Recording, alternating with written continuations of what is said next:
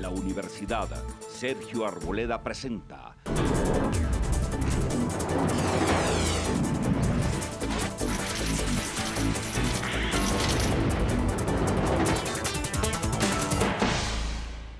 Bienvenidos.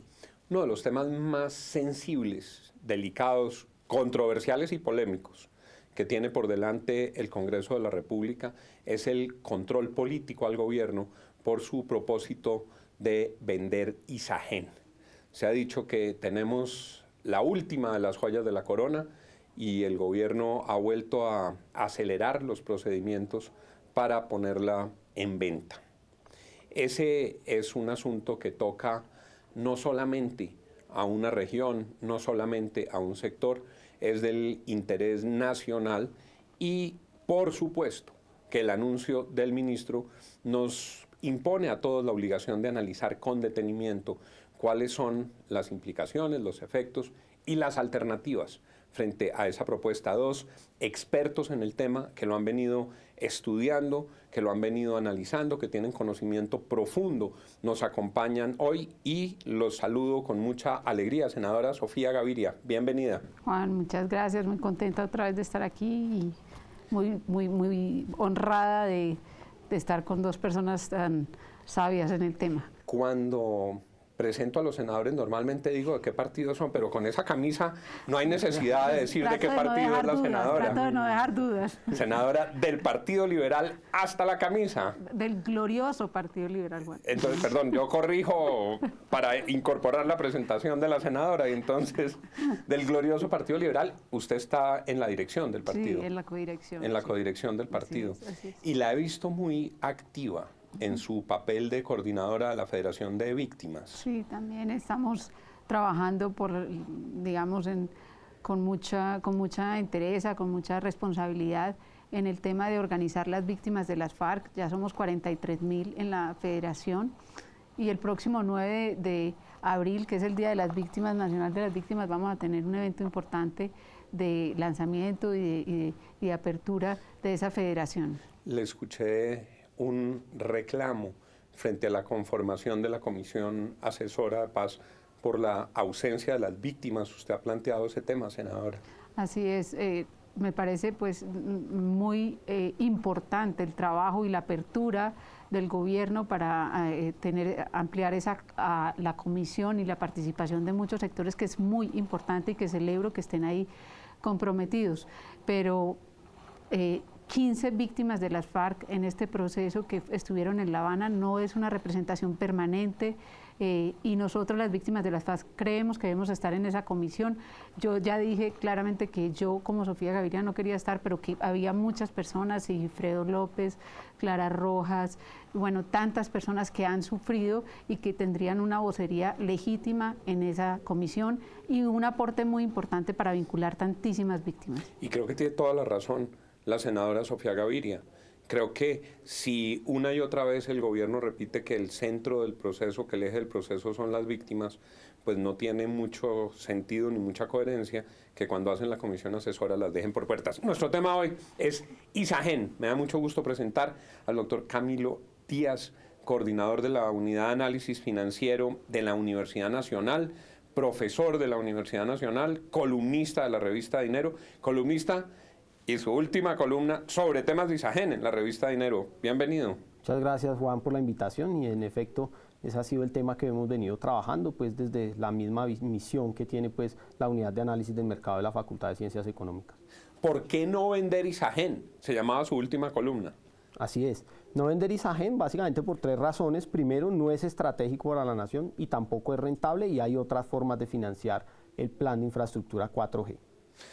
¿Por qué no vender Isagen, senadora? No, pues por múltiples razones. Ya Camilo nos apuntalaba el tema económico y financiero, pero yo quiero pues obviamente como congresista llamar la atención sobre el tema ambiental. Isagen está, muchísimos de los activos que tiene Isagen están en unos de los lugares más biodiversos del país.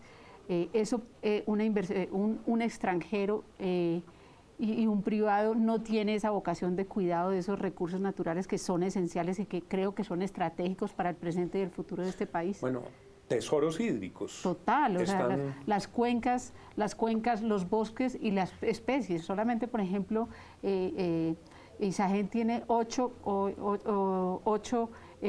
centrales hidroeléctricas hoy en día y, por ejemplo, una sola de ellas, la miel, tiene 444 especies en sus bosques. En otra, por ejemplo, en Jaguas tiene 400 y dentro de esas 400 hay 3 que son especies nativas, son especies endémicas que no están sino ahí y además que deben estar amenazadas. Están amenazadas, tienen varias amenazas. Eso en lo ecológico. En el tema de soberanía, Juan, el tema de soberanía energética es fundamental. No es sino revisar cuáles son los 10 grandes productores de energía hidroeléctrica en el mundo y sabemos que son las potencias. Está ahí Canadá, está Rusia, están los países nórdicos, está Francia, está Corea, está China. Entonces, ¿hacia dónde vamos? La pregunta sobre la venta de Isagen que yo quisiera realmente dejarle claro a los televidentes es ¿qué tipo de país queremos? Queremos un país que tiene soberanía energética, que tiene autonomía en sus decisiones para el desarrollo. La energía es fundamental para el desarrollo, pero que además quiere cuidar su biodiversidad, quiere cuidar su agua, quiere cuidar su medio ambiente, o queremos un país que está sometido a las potencias internacionales, que sigue sometido a las potencias internacionales, no solamente en el tema económico, sino que también en las decisiones fundamentales de desarrollo. Dentro de las voces críticas frente a la venta, retomando el argumento que usted menciona, dicen, es que hoy ya el Estado colombiano, en representación de toda la ciudadanía, tiene esos activos. Algunos países lucharían por conseguirlos y resulta que Colombia, que los tiene, pretende desprenderse de ellos. Ese itinerario hacia la soberanía eléctrica, ese itinerario hacia la autosuficiencia, Colombia lo recorrió ya con Isagen. Sí, es absurdo que nosotros invirtamos la tendencia internacional de los países desarrollados de nacionalizar. Ellos han pasado más o menos del 46 para acá, han ido todos estos países que te cuento de empresas que eran privadas, nacionalizándolas porque entendieron que era un sector estratégico, que entendieron que era un sector donde el Estado debe ser el titular y fueron privatizando y que además era un sector absolutamente rentable, como lo decís Isagen. Doctor Camilo, usted dice no es estratégico. El señor ministro de Hacienda ha dicho vamos a cambiar este activo por un instrumento que permitirá remontar el atraso y el vacío que tiene Colombia en infraestructura. Dice el ministro de Hacienda, estos recursos se podrían convertir en un verdadero camino para apalancar la construcción de infraestructura indispensable para construir más riqueza, para desarrollar mejores regiones en Colombia. ¿Qué responderle al ministro Cárdenas? Básicamente son dos cosas, y es que es un argumento impreciso por dos razones fundamentales. La primera es que en realidad no es cambiar un activo por otro, y no es cambiar un activo por otro por la siguiente razón. Isagen es una empresa que está en etapa madura. Todas sus plantas, incluyendo Hidrosogamoso, que entró en 100% en operación ahora en diciembre, le añadió 800 megavatios más de capacidad de generación a Isagen, lo que la convirtió en la segunda generadora de energía eléctrica en Colombia, con 3.032 megavatios. Esa inversión en Hidrosogamoso valió 4.5 billones de pesos, pero además de que valió eso, ya está en etapa de operación y mantenimiento. O sea, ya no hay riesgo hacia atrás, ya no hay riesgo técnico ni hay riesgo de constructor y va a entregar dividendos hacia adelante. Hay que precisar algunas cifras bien importantes. Isagen en los últimos años le ha entregado a la nación 700.000 millones de pesos en dividendos, más lo que le va a entregar al país en este año. Entonces, estamos teniendo un activo que es rentable, que viene entregando rentabilidad a la nación, pero que además ha financiado con fuentes propias su plan de expansión. Isagen inició en el año 2006 un plan de expansión que la llevó a que fuera hoy la segunda generadora del país. Ese plan de expansión valió 8.5 billones de pesos, pero fueron generados con recursos propios de la empresa a través de la retención de utilidades, emisión de bonos y la capitalización que se hizo con la venta de acciones en el 2007. ¿Sí? Que la hicieron después de Ecopetrol. Entonces, si nosotros vemos eso, podemos decir que Isagen ya es un activo maduro que está en una etapa con muy bajo riesgo. frente a un bono, porque el dinero que se va a utilizar por la venta de la infraestructura de Sagen sería para estructurar bonos subordinados, ¿sí?, que van a ir a financiar la parte de apalancamiento que tienen que aportar los concesionarios viales. Típicamente la deuda subordinada pues es deuda que precisamente está subordinada al pago de otros pasivos financieros por parte de los concesionarios. Para ilustrar a nuestros televidentes en estos temas que tienen una alta complejidad técnica, lo que usted está diciendo es, no se sustituye un activo por otro porque de un conjunto de facilidades de generación eléctrica que están listas, que están operando, que ya superaron todas las tempestades, no pasamos a otro conjunto de activos, claro, sino a un modelo financiero de resultado incierto. Y además con el agravante que los bonos van a tener periodo de gracia de 8 años y una duración de 20 años. En el periodo de gracia no hay repago de capital ni repago de intereses. O sea que durante 8 años dejaría a la nación de percibir los dividendos de Isagen por un activo que tiene riesgo de crédito y enfrenta riesgos técnicos y riesgo de construcción. Entonces no se cumple que es cambiar un activo por otro. Pero entonces, y me parece muy importante y lo subrayo, no ha sido preciso con el país el señor ministro de Hacienda, porque cuando él hace la gran defensa, lo que dice es un activo y otro activo. Mire, Juan, le voy a hacer una metáfora. Vender Isagen para financiar infraestructura es como hacer el cruce entre caballo y vaca. El animal que a usted le nace de eso no le jala al carro porque no tiene la suficiente capacidad para financiar todo el plan de infraestructura, ni tampoco le da leche porque no le entrega rentabilidad. Esa es la forma más fácil de hacerlo ver y le digo por qué. El plan de infraestructura vale 47 billones de pesos.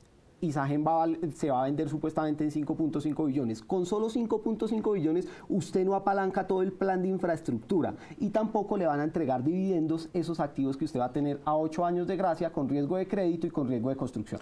Es muy dramático, senadora, este componente zoológico de la venta de Isagen del caballo y la vaca. ¿Cómo le parece la comparación? De eso, la idea es que el año pasado, 2014, le dio 125.000 millones de pesos Isagen en beneficios a la nación y este año le va a dar 200.000 y como ha ingresado Hidrosogamoso, obviamente esa rentabilidad que trae, que muy bien Camilo dijo, 700.000 millones de pesos que ya ha traído en el pasado, se va a ir incrementando en los años, en una rata que sí, o sea, siendo muy conservadores, en esos 8 años que él dice, uno está hablando de un 1.8 billones de pesos que Isagen efectivamente sí los va a dar en estos 8 años. Entonces, mírame el ejercicio financiero que no se sostiene por ningún lado. La venta, la controvertida y polémica venta de Isagen, analizándola aquí con 2 expertos. Ya regresamos después de estos mensajes. Sigan con nosotros.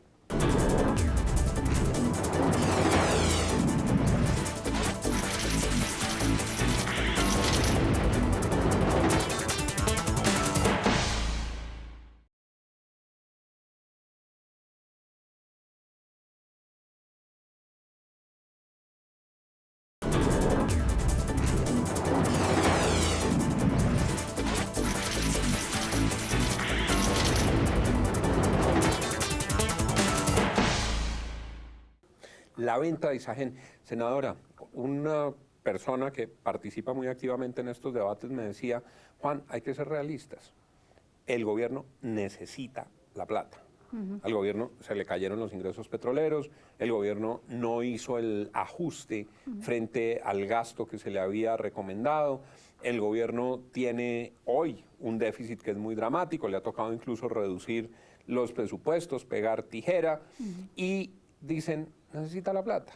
Entonces, idealmente, en el mundo ideal, se podría conservar Isagen y la he escuchado señalando que hay opciones, sí, que hay alternativas. ¿Cuáles son esas alternativas? Sí, bueno, pues están las tradicionales que decíamos, que hablábamos y defendíamos en agosto pasado, que eran emisión de bonos y tal, pero hoy en día tenemos cifras clarísimas en 3 fuentes de financiación. Las primeras, las tradicionales. Fondo de capital privado. En ese fondo de capital privado para infraestructura hay 4 billones de pesos disponibles. Fondos de inversión colectivo. En esos fondos de inversión hay 50 billones para este tipo de proyectos específicamente. y los fondos de pensiones, que siempre han sido un recurso, y en eso estamos hablando de que la última cifra de los fondos de inversiones son 175 billones de pesos. Entonces, solamente esos tres, que son unos recursos absolutamente fáciles y asequibles. Pero además de eso, quiero decirte que en el ejercicio muy positivo que hizo el gobierno para tratar de depreciar el peso cuando se estaba revaluando frente al dólar, cada mes compraba 1.000 millones de dólares en pesos colombianos. Entonces tiene una reserva internacional de 47.323 millones de dólares. Solo con 2.500.000 millones de esa reserva se paga sobradamente Isagen, son más de 6 billones de pesos. Y no ponemos en riesgo nunca esas reservas internacionales, porque lo que se necesita de esas reservas internacionales, Juan, es lo que efectivamente Colombia necesitaría en dinero por 6 meses de importaciones. Colombia importa 5.000 millones de pesos mensuales. Entonces, 5.000 por 6 meses son 30.000 millones y nos quedan 15 de colchón. Entonces, yo no sé cuál es el afán y el empecinamiento del ministro y del gobierno en vender un patrimonio fundamental para hoy y para mañana. Opciones hay, nos dice la senadora, las señala. Yo le pregunto en relación con el mercado financiero. Le escuché al vicepresidente Vargas Lleras y le escuché a Santiago Montenegro, director del gremio de los fondos de pensiones, que estaban esperando que avanzara la estructuración de las 4G, que estuviera más claro el plan de infraestructura, para ver si logran desarrollar algunos instrumentos financieros para meter la plata de los fondos de pensiones en la construcción de infraestructura, que es lo que está diciendo la senadora. Me dijo a mí, Santiago Montenegro, que le pregunté, que antes era difícil porque el blindaje de esas concesiones y de esos modelos contractuales era muy precario, que ellos no podían meter la plata del ahorro pensional de los colombianos en unos modelos que no se sabía si iban a ser confiables. Dicen que con estos nuevos diseños hay mayor certeza de que esa plata no solo no se va a perder, sino que puede tener rendimiento. Usted es un experto en eso. ¿Hay posibilidad de desarrollar unos nuevos instrumentos financieros para que esa plata que está en el sistema financiero vaya a generar infraestructura y además aporte el sustituto frente a lo que representaría la venta de Isagen? Claro, digamos, básicamente esa es la esencia del mercado de capitales, canalizar recursos del que los tiene para el que los necesita. Acá está muy claro quién los necesita y quién los tiene. Las fuentes que mencionaba la senadora, más o menos así, haciendo el cálculo en mi cabeza, me daban 229 billones. Entonces el 229 billones, claro, 50 en fondos de inversión colectiva que mencionaba la senadora, 4 más en fondos de capital privado y 175 más en fondos de pensión. Entonces el reto no es conseguir dinero, Juan, el reto en este momento es canalizar ese dinero desde las fuentes hacia la infraestructura sin concentrar el riesgo en ninguna de ellas, porque tampoco vamos a decir que son los fondos de pensiones los que van a comprar todos los bonos de infraestructura, porque recargarían el riesgo. Y le vuelvo a preguntar en esa línea, digamos desde alguien que tiene su plata en un fondo de pensiones, que ha oído cómo en Colombia las concesiones no cumplen, cómo terminan en pleito, cómo no se hacen las obras, y pueden estar asustados diciendo, no, mi platica de las pensiones no me las vaya a meter en unos contratos inciertos. ¿Hay posibilidad de desarrollar unos instrumentos financieros? Básicamente es un bono. Mire, el principal riesgo al que le temen los fondos de pensiones es el riesgo de construcción y al riesgo técnico, que es la etapa temprana del proyecto. Cuando un proyecto ya pasa de esa etapa de construcción, pasa a una etapa que se llama operación y mantenimiento. Que es cuando ya cobran los peajes. Claro, pero ahí el riesgo es nulo. Entonces, ¿cuál es el temor de los fondos de pensiones? Y lo han expresado los fondos de pensiones mismos. Han dicho, oiga, yo no voy a entrar ahí porque es una etapa demasiado temprana y riesgosa. Pero esos riesgos, ¿usted cómo los gestiona? Básicamente los gestiona de 3 maneras. Uno, entregando los proyectos bien estructurados. La ANI ha venido avanzando en eso con la institucionalidad que tiene la ANI, pero se necesita que los proyectos ya tengan licencia ambiental aprobada y gestión predial ya hecha, para que cuando los adjudiquen, el privado o el concesionario pueda entrar a construir. Ahora bien, ¿cuáles son los otros riesgos? Hay un riesgo de crédito en cabeza del concesionario que, digamos, no pueda pagar, pero esos riesgos lo puede cubrir el gobierno moviendo garantías colaterales desde la FDN, desde la CAF, desde el BID y desde el Banco Mundial. Yo le digo a usted, Juan, un bono que tenga 4 garantías, ¿sí?, de multilaterales y de la Financiera de Desarrollo Nacional, pues va a ser un bono que va a ser calificado... Es un papel muy confiable. Va a ser calificado como AAA y va a tener muy poco riesgo. Ahora, usted si todavía quiere disminuirle más el riesgo, pues hace un bono que tenga pago del principal, del valor nominal del bono en 2 etapas. Y apenas se termine la etapa de construcción, usted paga el 40% y el 60% del bono, lo que le queda restante del bono, lo lanza solamente en la operación y mantenimiento y desmonta las garantías, y es un bono que sigue siendo AAA todo el tiempo. Les parecerá muy técnica esta discusión, pero llega a una conclusión clara, y es que no es cierto que el Estado colombiano no tenga opciones para la financiación de infraestructura distinta a la venta de Isagen. Simplemente, oyendo a los expertos en el tema, al coordinador en la Universidad Nacional del tema, queda absolutamente claro que es un cuentazo decirle a los colombianos que si no se vende Isagen no se podrán hacer las carreteras, o que nos cambian un activo por el otro porque los colombianos necesitamos esas carreteras. ¿Usted cree que el gobierno tenga reversa? ¿Qué ha dicho? Y en sus insistencias sobre este tema, senadora, ¿qué ha dicho el Ministerio de Hacienda? ¿Qué ha dicho el ministro Cárdenas? Bueno, yo no entiendo la actitud del gobierno, no entiendo el empecinamiento, porque no hay ninguna justificación. Rápidamente uno encuentra esas fuentes alternas de financiación, porque tampoco podemos decir que la venta de Isagen entonces está en contra, no vender Isagen va en contra del desarrollo de las 4G. Necesitamos las carreteras y necesitamos la conectividad.